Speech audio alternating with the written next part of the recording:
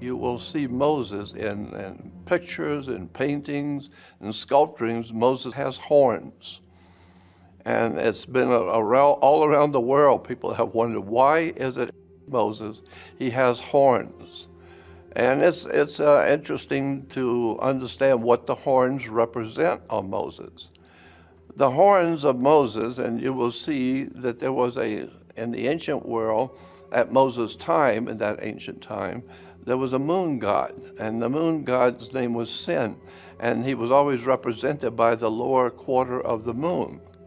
And so the lower quarter of the moon was used as a symbol for moon worship. And they had goddesses of moon worship, which you have. Also, in Rome, you had moon gods. The Native Americans also have horns because they counted their days by many moons. Their days were like the Hebrews today. After 6 o'clock began a new day. Well, the same thing with the Native Americans. So all of these people from the ancient Hebrews to the Native Americans were using a lunar calendar. Lunar simply meaning the moon, and so the symbol for the lunar was the horns of the bull, or the horns which the Vikings used. This is a symbol for the lunar symbol, which you'll find everywhere in different religions. These are the horns that Moses wore. Here in Israel, you'll see carvings of the arms raised and to praise the moon.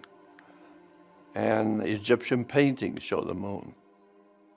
The Blessed Mother in Christianity stands on the moon. You'll see the moon everywhere in the ancient world of religion, which was showing us that the moon was very important, even at the time of Moses in Egypt. Moon worship was very prominent. And of course today, the Islamic world still uses the moon also. And in the Western world, the moon is still used as a symbol.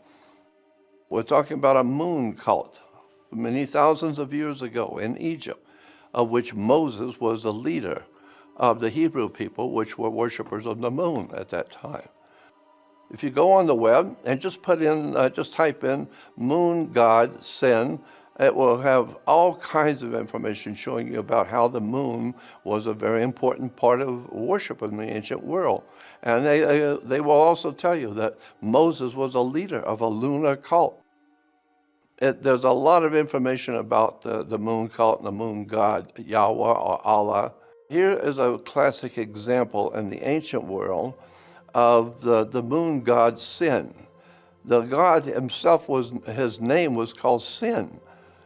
And in the ancient world, Ai was a mountain in the times of ancient Egypt. Ai was a mountain, and so we have this moon god Sin in the mountain, Ai, and put it together and becomes Sinai. So Mount Sinai is actually the moon god Sin in the mountain of Sinai. Well, Mount Sinai today is felt to be the center for and the really foundation for the Jewish religion as it began to spread throughout the Middle East. Mount Sinai was where God met with Moses. God met with his people at Mount Sinai. But Mount Sinai is actually Sin Ai. Now it's interesting that today in most of the Western world, the word synagogue is spelled S-Y-N-A. But in Israel, it's S-I-N-A, because Israel realizes that the original word was S-I-N, not S-Y-N, and because of the moon god Sin. Synagogue basically means temple of the moon, because Sin was the moon god. I think it's important to realize that there's a difference in the way it's spelled, one way in Israel and a different way in the rest of the world. Here is just one of many reference works. This is by an Andrew Kay from the Southern Methodist University. His article is Traces of the Worship of the Moon God Sin Among the Early Israelites. The Jewish tradition talks about the combination of the heavenly moon as a part of the most important part of the Jewish worship at that time. There are many symbols and and emblems and paintings showing Moses in relation to the moon. And so here is pictures of a priest lighting a fire to signal a new moon. Here you will see an illustration of the Israelites and their worship of the moon, the prayer to the new moon. And below you will see sanctification of the new moon. This is from Amsterdam as far back as 1723, showing the importance still in the worship of Israel for the new moon, or for the moon. Above you will see the new moon etching from a book back in 1748, showing the Jews celebrating the new moon. Today, the new moon is still very important around the world to many cultures. And here we have a picture of Egypt and the Sinai.